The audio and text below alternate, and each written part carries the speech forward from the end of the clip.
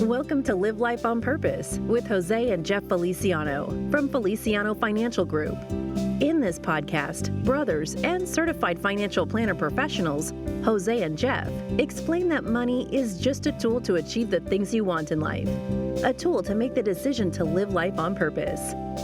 They draw from years of experience to demonstrate that when your money aligns with your goals, you can live a purposeful life. Because when your vision is clear, your decision is easy. Hello and welcome to Live Life on Purpose with Jose and Jeff Feliciano. I'm excited, guys. I know this is an important topic. You're talking about the biggest concerns for families of wealth. And now I don't exactly, identify as a family of wealth at this point, but I'm hoping to get there one day. So I'm really interested in what you guys are sharing today. Hey, it's always a pleasure to be with you. Great. And Jeff, I know that you're going to kind of set the stage. So why are you talking about this? It's a pretty heavy topic, fortunately, and unfortunately, we see it quite a bit. When a family's or a business owner or a family's been fortunate enough to save and make good choices throughout their lifetime, it's not uncommon for them to build some sort of wealth. And with that, there just comes a lot of planning issues, a lot of decisions that have to be made that not just affects them, but how it affects them, their family, their business partners. So we see it quite a bit. So we thought it'd be a great topic to kind of work through those and share with some of the things that we tend to see on a day-to-day basis. Well, I think that, the first thing that comes to mind when I think of a family of wealth is there's usually more tax obligations. I know that taxes are an issue. There's also a lot of components when it comes to family members and fairness and inheritances and gifts and all that. There's so many different things that they have to deal with that maybe a middle-class family doesn't have to deal with, at least not on the scale of a larger family. Is that kind of what you're talking about today? Yeah, absolutely. When you think about all the decisions that we have to make with money, whether it's taxes, insurance, investments, retirement plans, Social Security decisions, wills, trusts, business decisions, at the end of the day, it's easy to get lost. And unfortunately, the more wealth is created, the more moving pieces. It just makes those decisions so much more important. Not to just look at them one at a time, but how do they all tie together? How do they tie together to kind of fit and accomplish the things that are important to us for whatever those are? So we do find that there's a little bit of a disconnect just because life is busy and we don't call time out to just think those things through. And what do we do let's get everything organized? How do we simplify it all so that way we can make sure that these various decisions that we're making with money all tie together and accomplish the things that are most important to us? Yeah. Go ahead, I was just to add to that real quick. What we find is most consumers have a hodgepodge full of stuff that they've accumulated over the years, and they end up with a mind-blowing number of relationships. And the problem is that a lot of those professionals do not talk to each other. So we end up, having a hodgepodge full of stuff. And it's just like Jeff always keeps emphasizing, being organized and simplifying the process. And that is getting everybody to be on one page and based on what the client wants to accomplish. Well, that's exactly what I was going to bring up, because when my wife and I were first together, it was TurboTax, baby. It was actually, when we first got together, it wasn't even TurboTax. It was just fill out the form and send it in. Super simple to do my taxes. But now as a business owner, I have an accountant. And also as a business owner, I have an attorney. And as I've been more successful in my life, it has gotten a little bit more complicated. So I'm right there with you. How do you guys help your clients with that? With that organization piece? I think the big thing is calling time out, obviously, number one. It takes time, and time is money. It's hard to balance all those relationships when the different or various professionals aren't communicating. They're not meeting together. They're not talking about those important issues. And all right, what do we do from this angle, and what do we do, and how does that affect this and that? So, I think first is the ability to call time out. Sit with someone and kind of get on paper. All right, here's the things that are most important. Here's the things I want out of life. Here's what I want life to look like. Like I say all the time in these past podcasts, it's not the money that's important.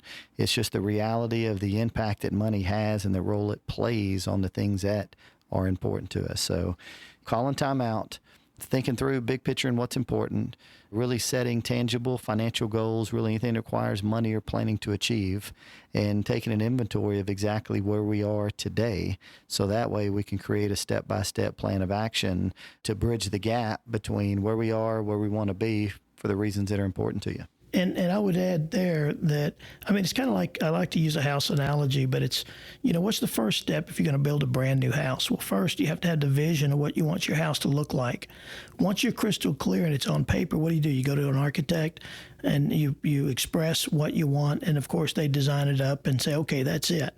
Then you get your painters and plumbers and roofers and electricians organized to work in an efficient manner to make that become a reality. So when he's talking about all the different parts to a plan, it is no different than building a brand new house. And so what Jeff keeps emphasizing is, what are you saving for? What is it what you want to accomplish? What do you want your house to look like? And once we're crystal clear there, then we can come up with an efficient way to make all that happen. So it sounds like you kind of take the place of a general contractor, the person that organizes the entire team.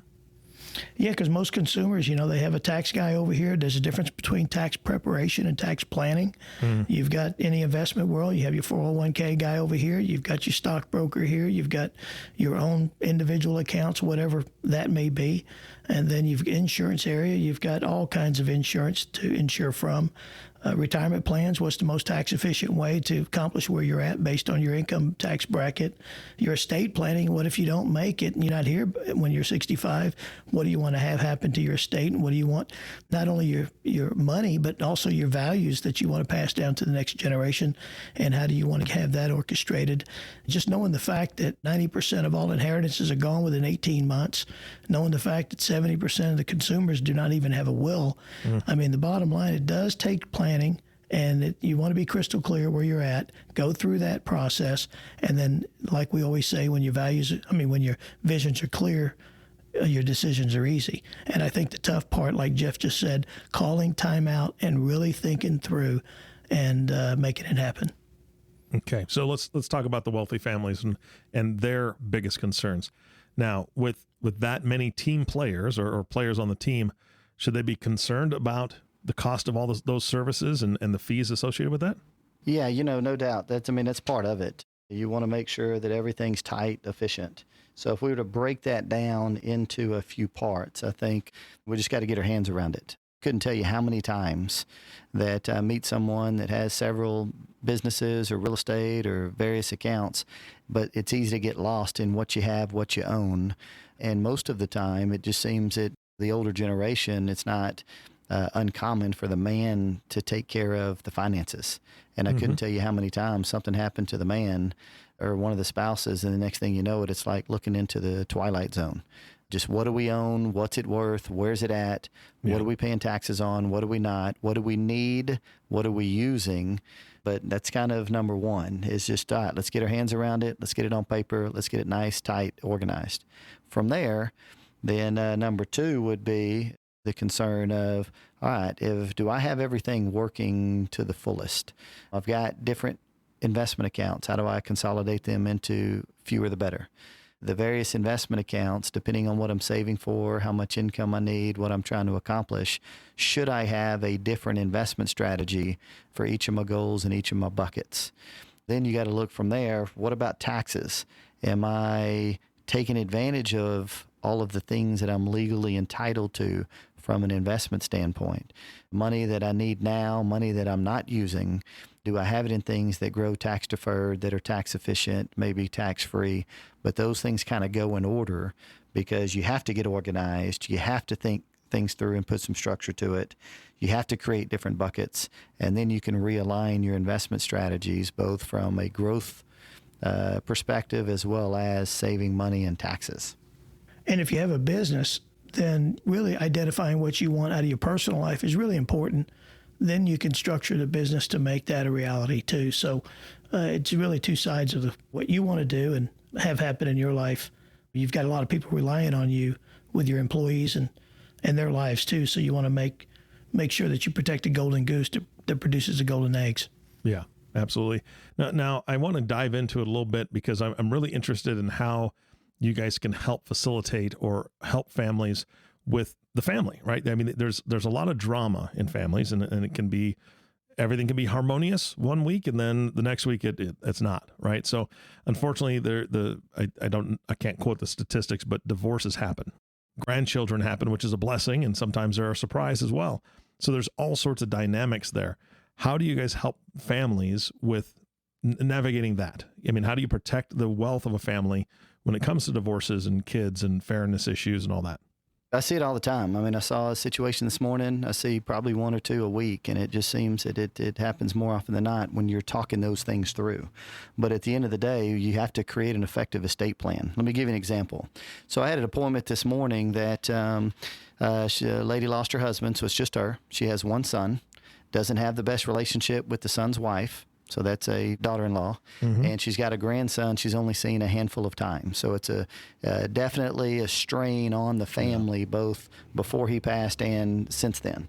But at the end of the day, their estate plan came to, hey, I love you, everything goes to you. You love me, everything goes to me. Something happens to both of us, just goes to the son. And pretty much that's it. Talking through and working through, you gotta create some extra steps to it. So step one is, in their situation, we've got a bunch of land. We've got several pieces of property. We've got numerous investment and retirement accounts. So first step is we looked at and talked about the difference between wills and maybe creating a revocable living trust. Why does that go first? Because a will has to go through probate. It's public record. A living trust is private. Is probate an issue? There's some assets that have to go through probate. There's some not. So the fact that she has a bunch of assets that have to go through probate and she wants to keep everything private, the first step is, all right, do we create a will or do we create a living trust? Does that make sense? Absolutely, yeah. The second was, all right, do we really want to leave $2.5 million to your son that you're on the outs with? Do you trust his decision-making ability? You mentioned that you don't have a very good relationship with the spouse. How do you protect those type of things? So, then you got to work through and say, okay, if something happens, I don't want everything to go to my son. I want it to go into a trust for the benefit of my son. Maybe he gets so much for health, education, maintenance, and support. But outside of that, I want some restrictions built in. I want him to get not any much more than X amount of dollars a month, or he gets so much at 25 or 30 or 35 or 40, or, he's got a terrible work ethic. I want to make sure that he has to work. And maybe I'll pay basic bills, but if whatever you turn in on your tax return, maybe the trust will match it or double it or triple it. Wow. Yeah. But there's no free rides. I want to make sure you develop a work ethic. And if you do and make good decisions, then there's tons of money that the trust will match to some degree. I in all my time of working with different folks around the country, I have never heard that concept of whatever's on your tax return is what the trust will dole out. That is great. So, I mean, I could see where a family would say, wow, okay, there's a lot of possibility here, and each family's different. And I know that you guys really hone in on what those differences are so you can craft and make a plan that fits them exactly. So when it comes to grandkids, sometimes grandchildren aren't going to be around when a parent passes or a grandparent passes. Can you build that into a trust as well for future grandchildren? We had a situation where someone came in that had a trust built in 1935, and it was a generation skipping trust, and they wanted to be able to assist the families, but they had to wait till the last heir that passed away. And of course, he lived till 94. We were talking about here in just the last year, there was quite a bit of heirs that inherited some assets. Of course, that was in place to avoid inheritance and estate tax at the time. Laws change, situations change, and anytime you put any of these incentive trusts that Jeff just described, things in place, it really needs to be reviewed. Just making sure that as time changes, that it evolves with the change. So it's just everybody's in different situations, and it's hard to pinpoint one thing. But Jeff just described, putting a living trust together. What do you want to accomplish? There are couples that they've been second marriage, third marriage. You got 3 kids from both sides, and what do you want to have happen with this child? What do you want to have happen with this child? This one has got a great head on their shoulders, and you want to go ahead and give him everything he has. But then you've got this child that, they're going to blow the money in the next 2 months. So you kind of know your kids, and you kind of know what's important to you. So setting that structure for each and every individual and thinking it through.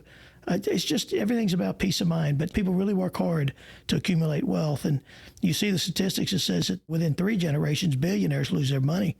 Having structure and the things that are important to you to be able to be carried on take some time and effort, and getting with somebody to articulate what you really want. I keep going back to what's the plan, and Jeff just touched on his situation today, and even businesses is really a complicated situation on top of that.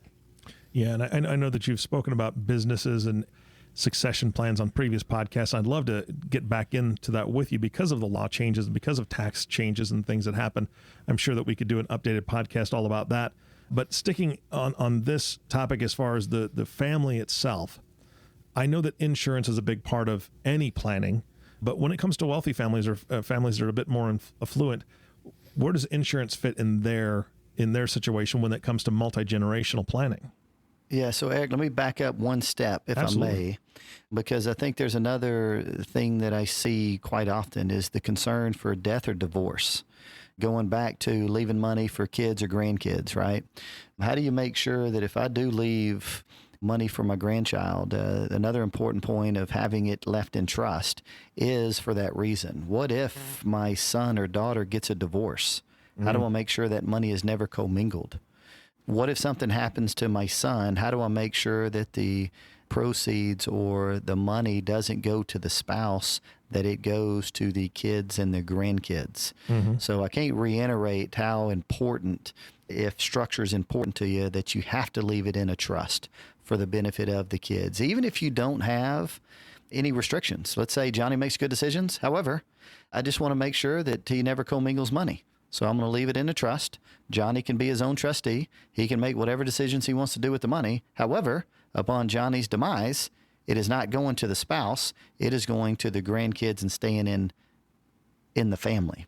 So there's one. Number two, sometimes Johnny doesn't make good decisions. So I want to leave money in a trust, but who do I appoint as the trustee to help Johnny make those decisions or make sure that when money comes out for health, education, maintenance, and support, it's really what's needed?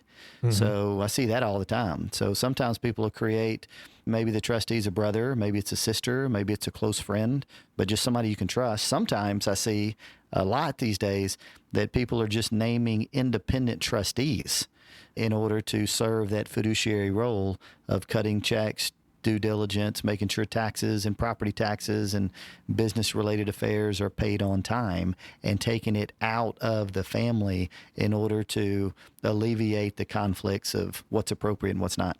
Insurance is important for everybody, but affluent families in particular, how does insurance work for them?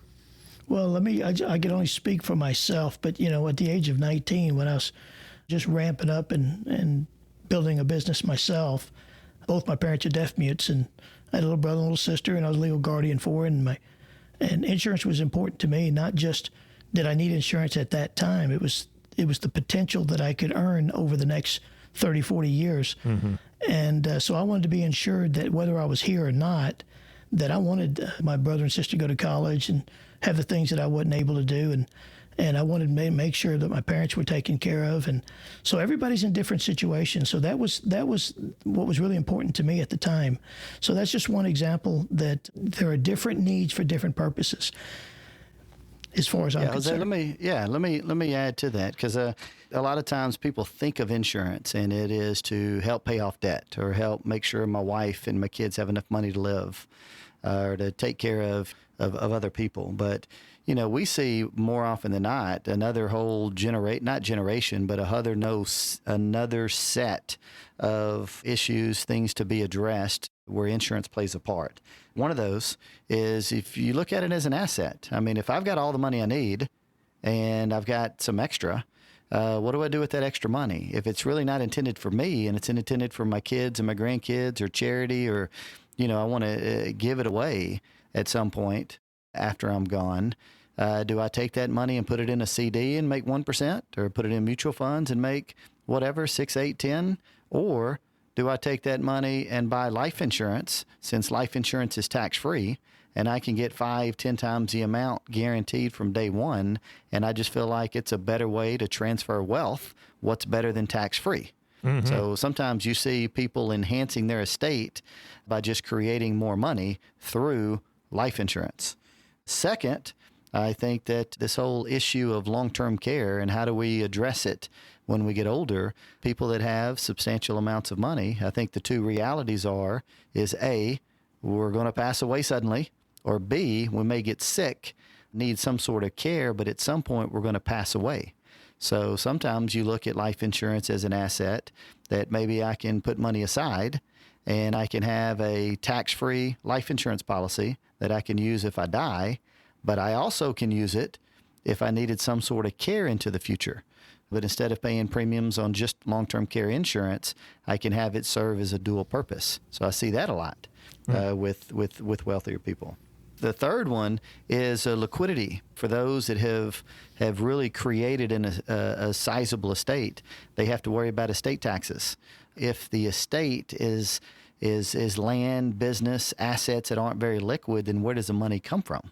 So sometimes those wealthy families will create a life insurance trust or buy some life insurance, because what it does, it just creates liquidity in order to be used for either estate taxes. It could be used to create money to fund a buy-sell agreement between two partners in a business. But there's a variety of ways that, if you think of it as an asset, that tax-free big pool of money makes more sense in certain situations that you have to take it into consideration. And one other way of looking at it, when you turn 65 and let's say you had a heart attack or you became a diabetic and you really don't need the insurance anymore. So like Jeff said, it is an asset.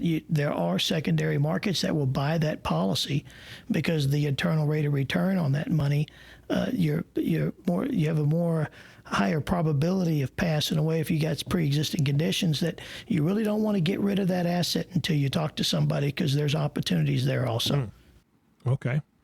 All right. That's interesting. I haven't heard that before. So that's something else that people need to consider. I know that we're running low on time, but I did want to ask one other thing.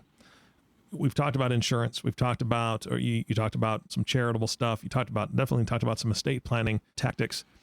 The one question I have is, how do you help families of affluence that are, I'm going to do that again.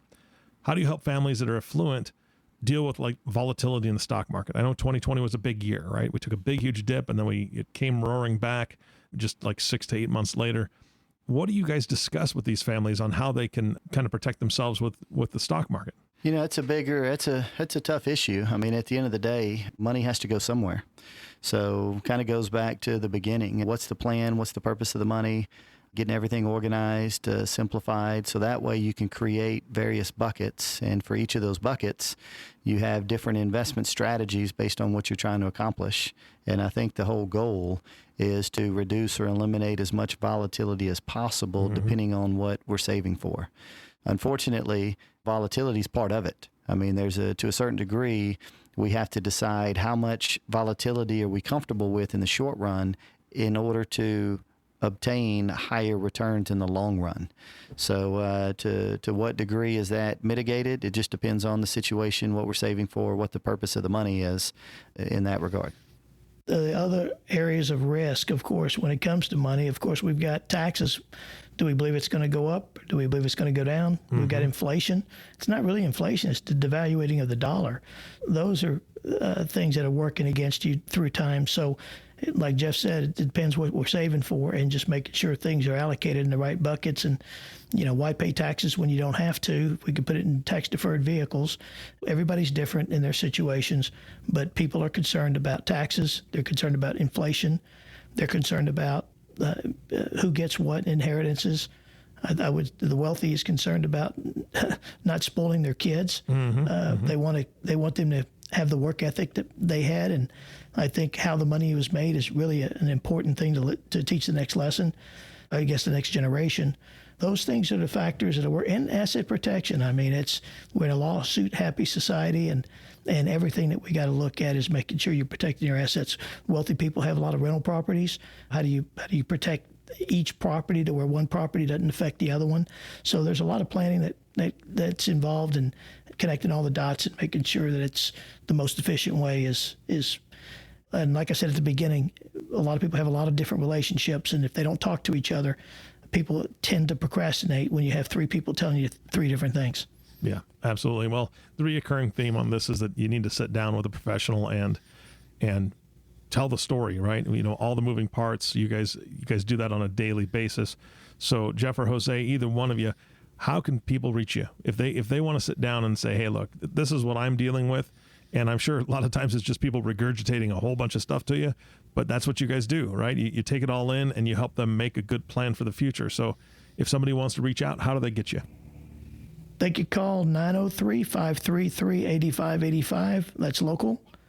Of course, they can email Jeff or I, jeff@felicianofinancial.com or jose@felicianofinancial.com, or go to the website at felicianofinancial.com. Whatever you want to request or whatever information that you need, we'll get it to you. Fantastic, guys. Thank you so much for your time today. Enjoyed being with you like always. Absolutely. All right. And our last thank you goes to you, the listening audience. Thank you so much for tuning in and listening to the Live Life on Purpose podcast with Jose and Jeff Feliciano. If you have not subscribed to the podcast yet, please click the subscribe now button below. This way, when the guys come out with a new podcast, it'll show up directly on your listening device. This makes it really easy to share these podcasts with your friends and family. Again, thanks for listening today. For everyone at Feliciano Financial, this is Eric Johnson reminding you to live life on purpose. Thank you for listening to Live Life on Purpose with Jose and Jeff Feliciano. Click the subscribe button below to be notified when new episodes become available. The information covered and posted represents the views and opinions of the guest and does not necessarily represent the views or opinions of Feliciano Financial Group. The content has been made available for informational and educational purposes only. The content is not intended to be a substitute for professional investing advice. Always seek the advice of your financial advisor or other qualified financial service provider with any questions you may have regarding your investment planning.